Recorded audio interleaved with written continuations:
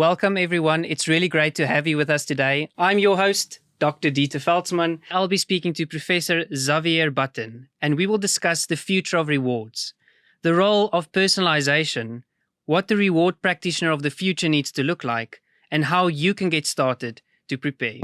Welcome to the HR Dialogues, where we learn from people practitioners as they navigate the emerging world of work. Xavier, welcome. Hello, Dieter. Thank you.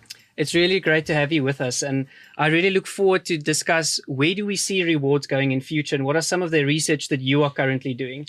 As a bit of an introduction, Xavier is a professor and partner at Veldsman Business School with a background in applied economics as well as a master's in tax and accounting, focusing very much on strategic rewards, sustainability, stakeholder engagement. And Xavier, also a Vespa lover and a beer brewer. I definitely don't know how that links to reward, but I imagine that we will be able to explore that a little bit more as well. Can you give us a quick introduction just to Veldsman Business School and the work that you do there? Yeah, with pleasure. Well, Veldsman Business School is the #1 business school in the Benelux, and we have a focus, generally speaking, on sustainability, on leadership in exponential times, and also on the whole digital transformation, digital leadership, and so on.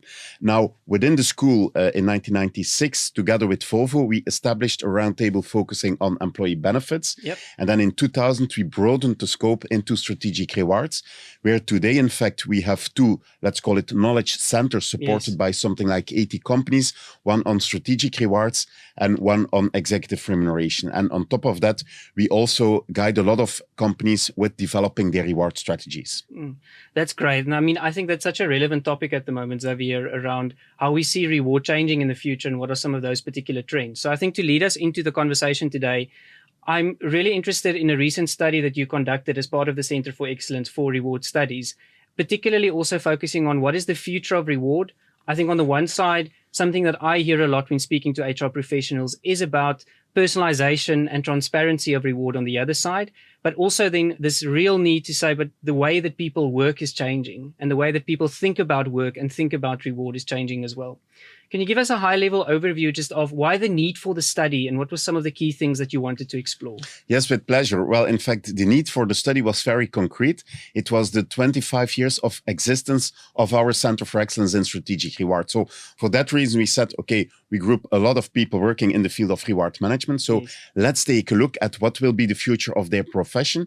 What is very important is that we looked at their views, but also their competence levels at today, as well as their how do they use their time, what do they do exactly, and so on and so forth, but also their look at the future. For that reason, we developed a survey. Yes. We've sent that out, thanks also to a couple of networks we were able to collaborate with, and we are very happy. We had 126 respondents covering 23 countries. So that's it. And again, as I said, the focus was mainly on, okay, what is your time use today? Yes. What are the competencies you have today? And what do you expect for the future? What is also interesting is that we took a look, we tried to measure how successful the people were. And then, but we will deal with that one, we tried to find out what characterizes the most successful reward managers in time use, in vision, and so on and so forth. Xavier, can you give us a bit of insight into the reward practitioner and what is the state of the reward practitioner today? What did you find in your study? Well, as I mentioned, we took a look at the time use, and what we see over there is that the focus today of the profession of reward management is still to a large extent on the more, let's call it the technical part, the engineering part. So what we see concretely, for example, is they are very good at the salary review process, benchmarking, incentives, job evaluation, which are of course key, but these are the more technical parts of the job. What we also have asked the reward managers and the respondents is on a scale from 1 to 10, 1 being expert, 10 being more managerial. So where they are, where they position themselves. And we have seen that even reward managers position themselves on average at a level 3, which is much more to the expert level. So what we also see is that they have clearly less competence in topics like, for example, employee experience, employee vitality, and digital and data. And that is for me one of the key findings of the study, that we need them to focus much more on these more, I'm not going to say more important, but it's an interesting add-on, but it also asks a lot from the people because today in reward management, to make it, you have to be great at the technical things. You need to have the technical knowledge. But on top of that, and maybe even more importantly, you have digital, you have employee experience and all these things. Also, reward communication becomes way more important. And that is where we clearly see a need for further development. Yeah, I think what a trend that we are also picking up from a reward perspective with the companies that I engage in is this holistic view of who the whole human being is and their whole end-to-end experience at work, of which reward forms a critical key component with regards to that. I think what we are also seeing, which is interesting from my side, is especially with the design of reward systems, is the flexibility that people are starting to really demand around what that looks like. So it's no longer just about, and I think we've moved on from the only purely compensation and benefits days really towards the total reward domain. Yeah. But Xavier, how do we help reward practitioners to learn these types of skills? Because that is surely something that's not necessarily, I'm strong from a technical point of view. I find comfort in that component. How do we stretch them in order to really start looking at this problem holistically? First, they need to realize that is important. So that's one element. So they need to have their eyes open and say, yes, that is key. To give you an example, we have found that only 6% of the respondents in our sample have a psychological background. Sure. And that is something where we need much more psychological insights, because from time to time we say that comp and ben is hard HR. For me, I would call it soft HR because it's so emotional. And the point is, you need to be good at the engineering, and it's a technical domain, but it's very sensitive. It's highly emotional. And how to balance these two, I would say also, for example, in our own compensation and benefits training, we also pay attention to that part of it. So what is the employee's black box? What do they want? How do they perceive it? And a key topic for me is also how to come to fairness, because people need to be fairly treated. That's a very basic instinct we have. And that is something we need to provide answers to. For example, let me give you an example. I do not know a lot of companies that are transparent on the peer group they use for salary benchmarking. I think it's highly important to tell your employees, look, first of all, we do peer group analysis. We do benchmarking. Why? Because of fairness. We want you to be fairly paid. Who do we use for that? What is the process we use? Where do we want to position ourselves? We tend to shy a little bit away from that. And I think that is a very important element. So having some more psychological insights, which we need. So I think development is very much key. And then, of course, the other dimension is the digital dimension. Reward managers, reward professionals are sitting on lots of data, almost literally. They do not make use of it. So we have also asked that in this questionnaire, what if analysis and so on. I think we will come back on that one. But that is a very important one. What we also see, and that's the third point here is, and that's a very interesting finding, we have found some links with the company's strategy and the importance of specific domains of the reward profession. So to give you a concrete example, product leadership. Product leadership, company strategy, Apple is an example of that, puts a lot of focus on innovation. We have seen that reward managers working in these types of organizations, they spend much more time on recognition. Which is a very important element to enable to support that innovation. Second example in this field is customer intimacy. So customer intimacy is a strategy for a company paying a lot of attention to customer relationships, long-term relationships, and so on. What we have found is that this is also translated into the time use of the reward professionals. To make it concrete, they have a stronger focus on employee experience, pensions and insurances, and mobility. And all these things, for me, are clear translations of the idea of customer intimacy, customer relationship. In order to have that, you need to also focus on your relationship with your internal client. So let's not go into blatant stereotyping and say, well, they do not spend enough time on this or that. You see that there are differences related to strategy, which is for us and for you great, because that shows that strategic alignment and strategic rewards, it really exists.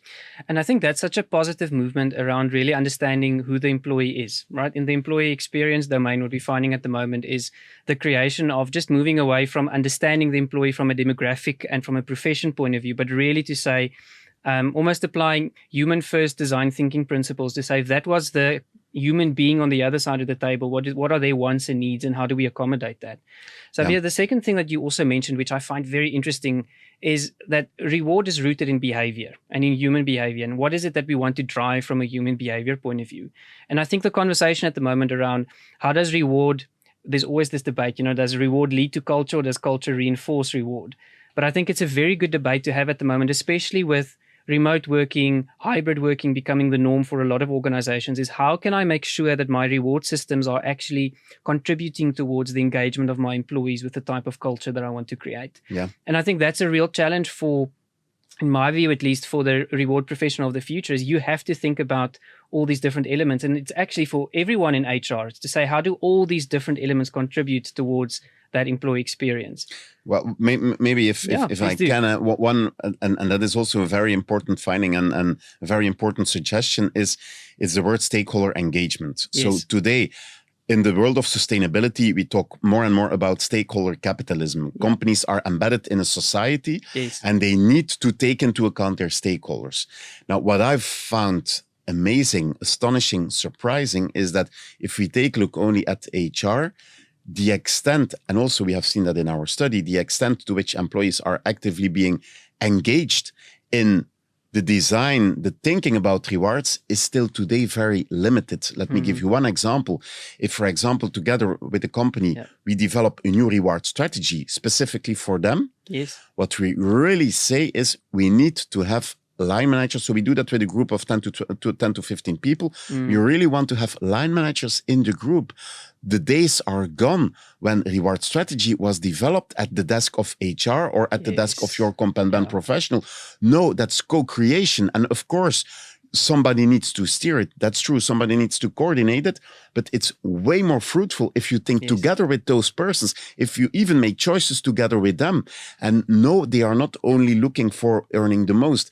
If, for example, we ask them about what is a good positioning, it's very rarely that they say we have to position ourselves above the market. So you really take them with you in that decision-making. A second example here is the non-financial rewards. We pay a lot of attention to that. The part of fun, the element of fun is becoming more important in organizations.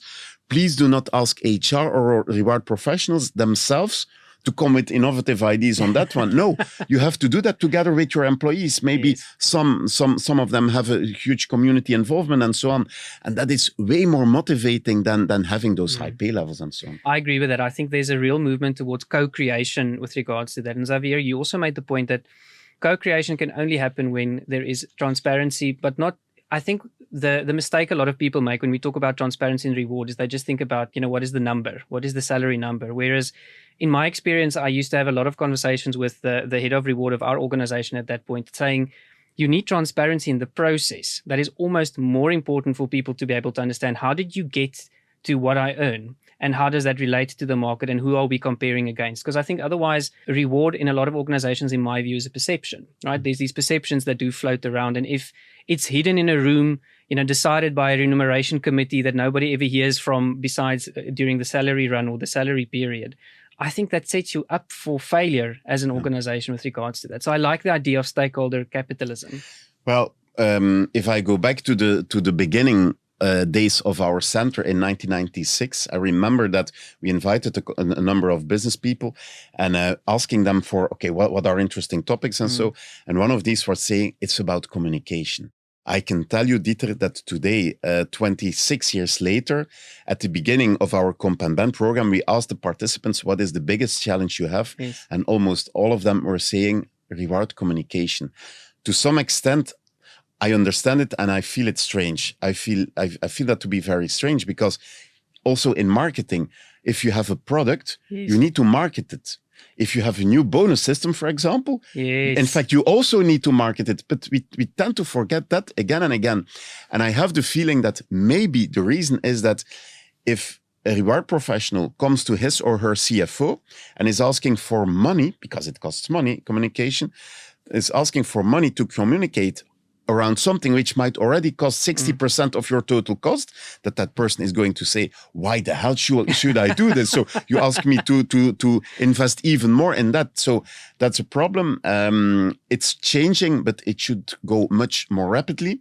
And I always say, do not put that task of reward communication totally in the basket of reward professionals, because they are great at the technical dimensions, but we need, let's call it Jip and Janneke language. We need basic language, which is honest language people can understand.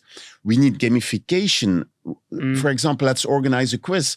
Yesterday I have seen a company that said, you know how we communicate on rewards? It's we provide the people with the list of 52 reward elements they have. That's impressive. No, that's not a good idea. Maybe you can ask them, do you think this or this or this is a benefit we have, and so on and so forth.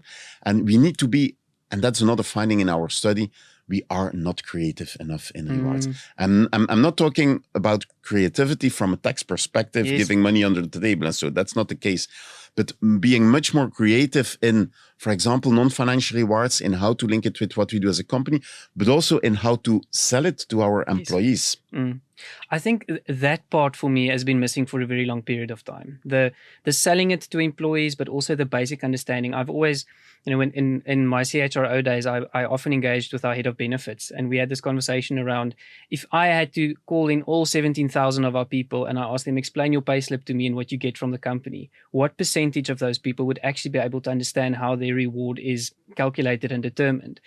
I think the second point that you make, which I really, really love, is the creativity around what does benefit and reward look like for an employee. Because I think we are getting back to our point on, it's about human behavior and where I find myself and what do I want at the moment. Organizations are different, employees are different, human beings are different. I think working on assumptions and working on averages is no longer good enough, because I think there is this expectation of personalization and choice within the context of reward. And then I do want to come back to the point around, and I see a lot of companies do that at the moment with a full-on transparency type of perspective. And I've got mixed views on that, because I think it's a good idea, but I think that should be an outcome. That's not necessarily what you should drive immediately. I think there's some work to be done first on how do I bring people along? How do I drive that change process? And I think how we change the language around how we talk about reward in the organization, because I think at the moment the language is not helping. Would love your view on that. Yeah, well, first of all, I think companies need to be transparent on what they are not transparent on. What I mean by this is it's a very bad choice as far as I'm concerned. Transparency is not about telling it all to everyone. I'm sure we know a number of companies that are transparent on all their wages and so on. And okay, there it might be part of the culture and so on. I think in most organizations, it might not be a good idea. First of all, your, let's call it your reward structure has to be okay. Is it fair, and so on and so forth. What I do know and what we do have seen from research is that people are mainly interested in their individual situation. We have seen from research that they are not interested in the wages of others and so on. They need to trust it. They need to trust the process. For example, and we just did a small study on that with a sample. What I do think is people should know the criteria of driving their base pay increases. People should know the midpoint of the salary band they are in. People should know what is the general positioning of their company regarding wages, and they should know the peer group. Well, I can tell you, I have studied that on a sample of companies, of something like 40 companies. There was no one company that was transparent on these four. And that is, for me, a key element of transparency. For example, the relative salary position. I'm not very much in favor of disclosing that. And I know that there are different opinions. What I do think is what you need to know, what employees need to know is, this is the midpoint of the band I'm in. I might be below the midpoint. And okay, your manager needs to be able to explain that, or I might be above that midpoint. What for me is not a very good idea is communicating the minimum and the maximum. Because if you communicate the minimum and the maximum, I think we all know what we are going to look at the maximum. And as long as we are not at the maximum, we are frustrated. So there is a whole psychology behind that, which we are totally missing today. And it's a combination for me, the narrative of the choices the company has made in its reward strategy, that's general, but also how it applies to my individual situation. And there's a third element, and that's the element of repetition. You need to again and again repeat, why do we have a pension plan. What is the pension plan about? And so on and so forth. That is key. And the last point is, for me, it's a no-brainer that all companies should have a total reward statement, which is sent at least yearly to their employees, taking into account the data they can get and so on and so forth. We see that today it's not even 1/3 of the companies that have a total reward statement. And that is really a no-brainer for me. Yes, I agree with that. I think from a total reward employee value proposition point of view, a total reward statement is such a wonderful engagement tool with employees, right? Around bringing visibility, but also understanding of what is it really like to work here and how can we quantify by both the tangible and intangible elements of the real employee experience. We often talk about the total employee experience, the stuff that nobody tells you about, and how can we tell that narrative and that story as well in both our engagement and retention efforts, but also to the other side in terms of attracting new talent. What is it really like, and is that a very good representation? Yeah, and maybe on attracting new talent, an interesting point there is, and it's a challenging point, because what we do see in research is that what are people interested in if they take a look at personal advertisements? Well, it's mainly the salary and the benefits. Once people are in the organization, what really drives work engagement, it's the non-financials. Yes, it's the participative management, it's the challenge, the reputation of the firm. And that, of course, is not an easy one. Yep. However, what we do see today is that most companies in their personal advertisements stay very vague about compensation and benefits or rewards. They just say, we have a competitive package, we have a good work-life balance and so on. Yes. They need to be more concrete. We really have found that out. So say something on and make it focused. You don't have to say the list of 35 benefits and so on, but what makes us unique? What do we have in rewards and so on? And even one step earlier, you need to find that information on the website. We have done a study on that, and it's very rarely that companies communicate on that. But that is where it starts. And the point is that we have once organized a session where reward professionals could also bring with them their recruitment people. Yes. And they found it a great experience. I They can were imagine. saying, well, we don't talk enough with those people. That is strange. Reward communication starts before recruitment. Yes, definitely. And I think we're seeing a trend at the moment around also making sure that almost unique selling proposition is well articulated as part of the employer brand. And you're right. I think it was, reward was also something that was spoken about almost in the last stage of the interview process, as almost wanted to build that trust and that confidence. And then we put our cards on the table right towards the end. And I think that's definitely changing. There's an interesting trend that we are noticing at the moment, and I had a guest that spoke about that a while ago, on employee-generated content and them telling the stories of what it's like to work at the organization through authentic narratives is actually going a lot further than the more marketing, public relations type of communication that we put out there. And that's a good balance you need to strike. I completely follow you. First of all, we need to do more marketing, but we need to do it in the right way, because it might be the case that employees are going to say, hey, but now you're selling yourself. Yes. I see through it. And for that reason, employee testimonials, for example, on medical insurance, Yes. An employee testimonial on that is worth way more than with all respect, your HR director or your chief HR officer saying, hey guys, we have a medical insurance and so on. So and that is where we really need to spend way more time on. So there is a lack of knowledge. By the way, also at the supplier side, there is a lack of knowledge, because what I do see is that, for example, insurance companies, they also are not used to that, because they're also populated with technicians and so on. And that combination is a dangerous one. So we really need somebody who can bring that message, because otherwise, I would like to launch the word here, RORE. Return on reward investment. We talk a lot about return on equity, return on investment, and so on. The return on reward investment. I have the feeling that today, if we take a look at the money we spend in rewards and the return we get for that there is quite a negative balance. And we can solve that gap by better communication, transparency. I prefer communication rather than transparency. I agree with you. I think that's definitely a better holistic way to look at that as well. Xavier, I want to get back to the study. You mentioned something interesting for me on we sit on a lot of data as reward professionals, but we're not necessarily converting that into insight and wisdom that we can apply. What did you find in the study related to specifically how reward professionals engage with data and digital? Well, there is one main thing we found, that they do not do a lot about that one. And again, that is really a pity, because you could do a lot of things with that. But what if simulations? People like to simulate, so that's a possibility. There is another one also thinking, okay, today we are in a scarce labor market. Yes. Most companies have no clue on which levers they have in the field of rewards. Okay, we have data on levers, we have exit interviews and so on. So try to use your data in order to do that. That's another point. Another important element for me is reward personalization, flexible rewards.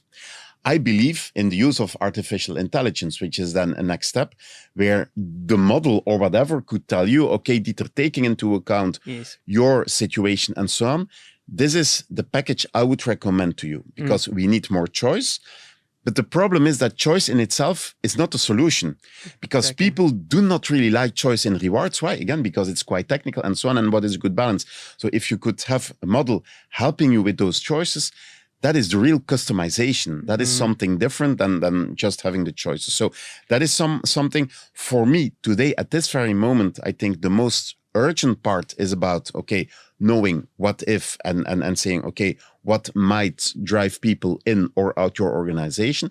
But on top of that, also, I'm very much in favor of having less mechanistic systems, for example, for deciding on base pay increases and bonuses. Today, still we see a lot of companies that say, this is your 1, 2, 3, 4, 5 performance rating. This is your relative salary position. And we combine them. And that is the salary increase you're going to get. Yeah. It's very objective. It's fair. No, it's not considered to be fair. Why not? Because the 1, 2, 3, 4, 5 is can be very subjective. So what I have seen also from experiments is leave more freedom to line managers. Yes. Even if you don't tell them the budget, they will stay within the budget. If you tell them the budget, they are going to use the budget. Yes. Yeah, that's one element. And another element is, and that is something I strongly believe in, is reward dashboards, so that the line manager sees very well, okay, the salary history of this person. So the increases he or she got over the last 5 years. But also, where is this people compared with other employees? Yes. I have lastly seen, it was very, very, very strong, I found. So it was an overview with pictures of people in the salary band, the team members of the line manager. And that way you make it extremely clear. What we do see from research is also for managers, it's much more easy to compare people among themselves. So if you have a team of 10 people, it will be very easy for them to rank them rather than to just say, is it a 3, a 4, or a 5? Yeah. You could also include other elements like retention risk data and so on. So I really would like to bring forward that each manager has a dashboard with relevant reward data for each of the team members. And then he or she will be perfectly able to say, okay, this is the increase I will give this person, that person, and so on. At AIHR, we firmly believe in data-informed decision-making, right? And I think very long in the past, and I'm smiling because I'm thinking back to some of the reward conversations that I've had with managers and leaders before. We actually don't enable them to have a very robust conversation, exactly to the points that you make now. The data is not available, it's not understandable, or even at some times, and I've been in some of those organizations where senior leaders don't want to enable people that are kind of middle management or just starting out in management to really take ownership of decisions pertaining to the reward of their teams. And I've always argued, I'm good enough to approve your leave. Why am I not good enough to be able to tell you, how we are going to grow your wealth and with the organizational help, etc.? What does that look like for you as well? But the interesting part here is that I hear a lot of people working in HR and in Companban and in rewards say, they are not able to do it. Line managers, they are not good at it. And it's always the same problem. But then I tell them, but maybe I have to buy you a mirror and take a look in the mirror. And maybe there's something wrong with the presumptions you make. I repeat myself. If you don't give a budget to line managers, they will stay within it. If you give them rooms for freedom. But of course, they have to explain it. Yes, if you ask a line manager to say, okay, we are not going to use X KPIs with that target and so on and so forth, but you will have to provide me with a narrative, including facts and figures. Yes. That is way better, and that is way better also for the employee. And I can promise you, he or she will feel much more fairly treated. Still today, it's quite strange that companies don't do it. So there is also that element of trust. And by the way, we are talking about stakeholder engagement on high levels and so on. But let's start with our own line managers and our own employees. No, I love that. I think we don't enable line managers, and I really support the notion, you can't work from the assumption that people won't get it. People don't understand, they can't do it. I've always argued, in some way or shape or form, people are adults in the normal life. Why do we treat them differently at the moment that they get into an organization, right? They do their own budgets, they pay their own bills, they're able to calculate what is my budget and how do I, look at things in the longer term. And I really think we need to shift there as well.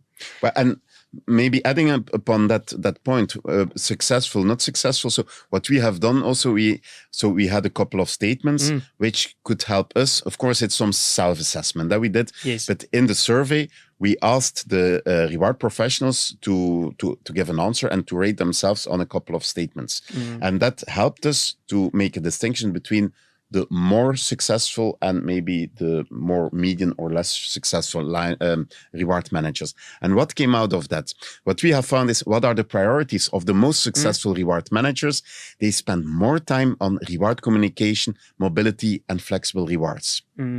For the future, so this is as it is today. Currently, yeah. For the future, they attach more importance to employee experience, employee vitality, remote working, working time, and flexible rewards. And they spend less time on short-term incentives. So I think what you clearly feel is that those people have a more actual and modern vision on rewards, have a more experience-related vision on it, and a less technical one. By the way, we should not go deep on that one. What you see today is that on short-term incentives, I see more and more ideas popping up saying, well, short-term incentives driven by individual performance, is that still linked to the working world we are living in today? Question mark. Yeah, and I want to build a little bit on that point just around, because something that I pick up when you mention what successful reward managers are doing well and should be doing more of in the future. It's this whole thing around reward in context, right? And reward in the context of the organization, reward in context of society, reward in context of the individual and where they find themselves in their life. And I think for too long, I loved your earlier point that you made. We've been extremely mechanistic about what the formula tells us the answer should be, as opposed to really engaging and saying, but hang on, there is a level of, because I think people also confuse flexibility and choice with personalization. It's not the same thing. And I think we need to get much clearer in our reward strategies on how we're actually going to focus on that for the employee and make it real for them with regards to the advice that we give. I'm a very keen supporter of the opportunity that we have to provide for employees to have choice within a framework that we give proper advice.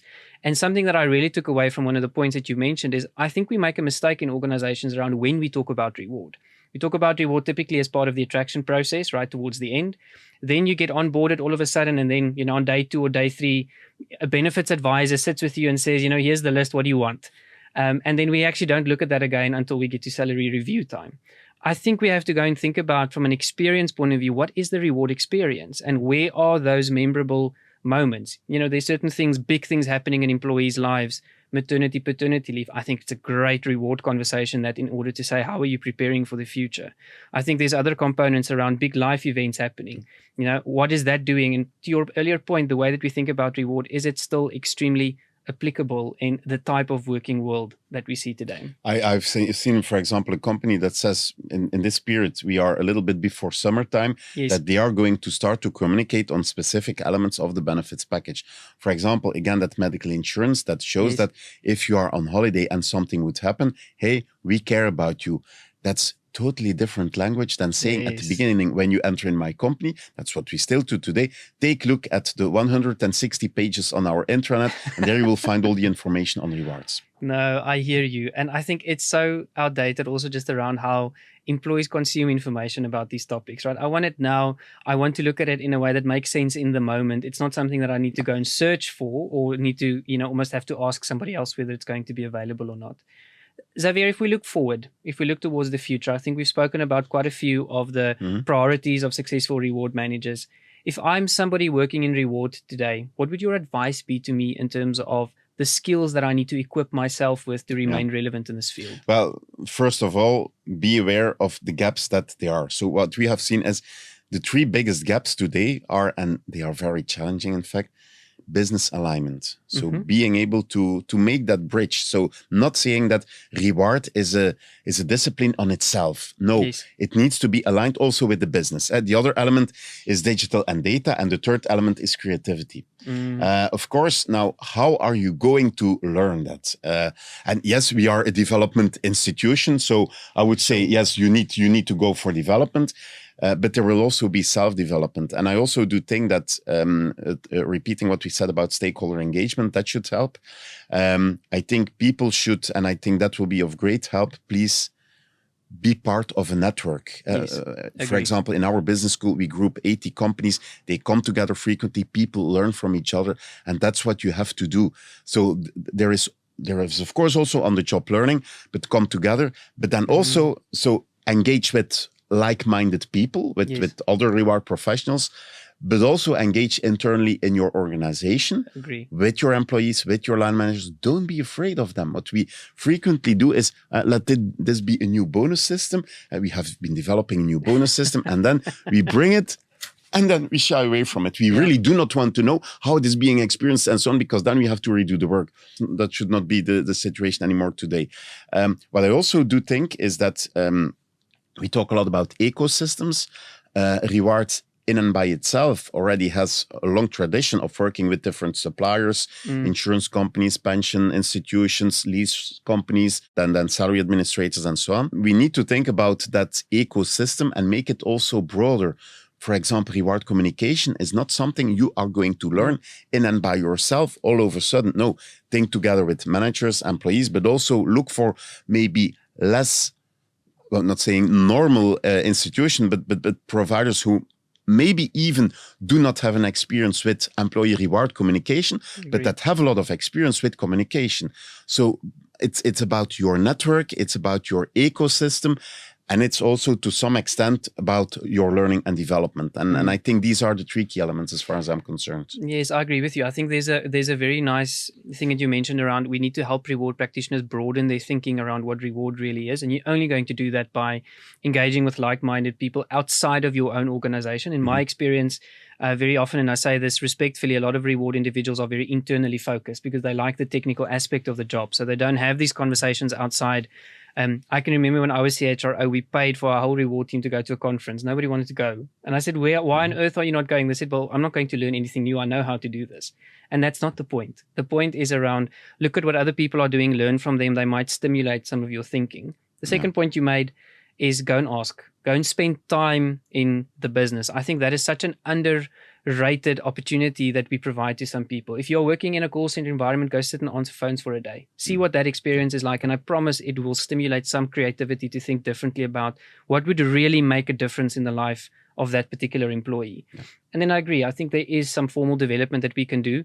I love the fact also to start thinking about, can I call it development outside of your natural science? Go and understand how human behavior works. Go and understand how consumer behavior works, how people think about these things. Go and understand how people consume the information and to be able to make sense of that as part of their reward strategy as well. And I think very promising is that a study has shown that what drives people out of the organization, it's not pay. The most important is the total package of rewards offered. So the reward professionals have to realize, and really what I do hate is that whole discussion, rewards will never motivate, it can only demotivate. Then I have the solution, don't pay your people, but nobody will show up. I think we really need to know there is a crowding in between extrinsic and intrinsic motivation if we do it in the right way. So yes, rewards plays a very important role, but take a broader perspective than just the pure pay element. Yes. And I think that's really so true, right? And I mean, I think that's also one of those moot arguments where it doesn't matter really what the perspective is eventually around that you need to do something different, right? In terms of how we take people along the reward journey and along that conversation as well. I can't resist this question, Xavier. What are some of the biggest myths that you hear about reward and that you think we need to dispel in the future for reward to align to some of the gaps that you've spoken about today? Yeah, I think we throughout the discussion, we have been talking about some. There is also the element of distrust. Distrust may be also from the financial department in your organization towards rewards, saying you are never going to motivate. That's not what you do. You spend, if I'm the CFO and you're the reward professional, you spend my money. And what I do see is that nobody is motivated by it. And that's something which exists in quite a lot of companies. So that's an element of distrust. Another element of distrust is from HR towards the line managers. They are not able to do it. Another element, another myth is that is what I call the reward cycle. Mm-hmm. I know a lot of people you should not disturb in the first 4 months of the year because they are in their reward cycle. Yes. And then the world stops turning around and so on. No, please, I would not say fuck the reward cycle, but I would dare to say, please make it more modest. You have many other things the people are not looking forward to it. And that is strange because some line managers, they really hate having to do those evaluations and then having to make a choice. Okay, is it a 3 or a 4? That's the evaluation. That is what he or she will get. No, make it human. Let's have a discussion with the employee. What would you like to achieve? What went well? What went wrong? I think our reward system should challenge people to tell about what went wrong and maybe even towards failure. Yes. We don't dare to fail, but a company is not going to innovate if failure is not accepted. So I think that's also a myth. And another myth is that the non-financials are just non-financials. We need to spend much more time on these. Yeah, and maybe the last thing is that reward should speak for itself. No, we have to sell it, unfortunately enough. Yes. And it costs a lot of money to pay your people. It costs a lot of money to pay them a bonus. And here I am now saying, I think together with you on top of that, you need to invest in communication because otherwise it's not going to work. No, I agree. I speak to a lot of HR professionals and we've got this saying at the moment that, if HR was a product, would people buy it? Because I think we have to shift our thinking towards the fact that just because I'm an employee does not necessarily mean that I have to use all the services available or like the services and the solutions that are available. And we need to really, really shift our mindset with regards to that. Xavier, you shared that you're working on something very interesting around a reward scan. Would you like to share with us a bit around what can we look forward to and what are some of the insights that you're trying to gain from this? And in fact, it is, let's call it a consequence of the study we have been doing. Because already for a couple of years, we were asking ourselves, couldn't we make persona from reward managers? Saying, okay, you are the technician, yes, you are the creative person, and so on. And yeah, we have found a couple of elements in the literature for that. But then we were thinking further and, okay, how do you do that? Well, you do that based on a number of statements. But then we discovered, okay, we made those statements, but the statements always took the perspective of the organization. And I also think that is more useful because yes, what is the usefulness of me telling to you, you're the creative guy? No, we are in a business school, so we think management, we think from the perspective of the organization. Now, where we are today is that we had developed a list of 33 statements that would be able to make a typology of how reward management is being done in the organization. Thanks to statistics, we have been able to limit that to 13 statements. So companies can fill in the statements and then they will get some sort of spider web and they will see how well they score on a couple of dimensions. And the great thing is that the statistics have shown us these dimensions, but then of course it needs to be logical. Yes. And it is logical. So I'm extremely happy about that one. So we have found a couple of dimensions, for example, including stakeholder engagement, yes, showing to what extent is your organization. So it's kind of an assessment of an organization. To what extent do you engage your stakeholders in rewards? To what extent, another one, do you think and act total rewards? Then to what extent is there evidence-based rewards? Do you look at digital data and so on? Do you look at that one and so on and so forth? So, and that way we have been able to identify 5 dimensions which characterize the way companies do reward management. And that way we will be able to show organizations, well, in your spider web, yeah, you are doing a great job in the level of the processes, but your customization is not going that well. Another thing. So companies will that way, we will be able to show them that way, which things they need to develop, which by the way might be also interesting if you need to attract new people, because if you have technical element is key, the strategic element is key and so on. But if you have, for example, 3 people in your reward department and all 3 are technicians and yes, nobody is creative, then you have a problem, but also the other way around. So it needs to be balanced. And that is something I really like. Another one we are planning to do, another study we are planning to do is doing a study with employees in order to find out in what we have today, because fun is part of the reward value proposition, but also community involvement, sustainability, and so on. So we see a couple of new things popping up. And what we would like to do is to do a large-scale study with employees to really find out, first of all, how they feel about rewards today, but also what are the key levers for companies? What do you need to invest in? And maybe with base pay, it's okay to be market conform. But then as a company, you have to focus on market conformity.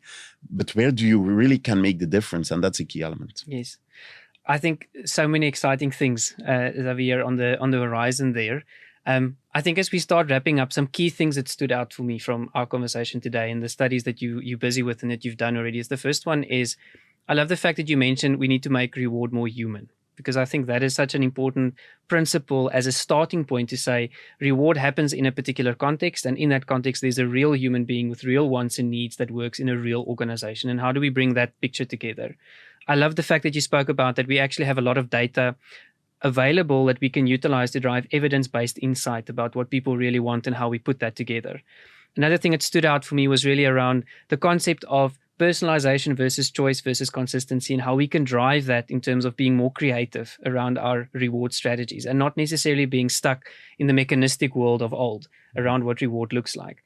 And probably the biggest thing for me that you've mentioned today is around stakeholder engagement and communication. You need to go and sell what you offer to your employees so that they've got this understanding of where reward fits in the context of the other components and how reward influences behavior in the organization, because that is ultimately what we wanted to drive. Xavier, from my side, thank you so much for sharing your insights with us today. Where can our listeners get hold of you and how can they follow this great work that you're doing? Well, first of all, for me, it was a pleasure having that talk with you. Very interesting questions, also very interesting feedback from your part. I would say if people are interested in whatever, I have my LinkedIn profile, Xavier Baten, and they can always drop me a mail, xavier.baten@flaric.com. Perfect. Thank you very much. Until next time, we'll chat again soon.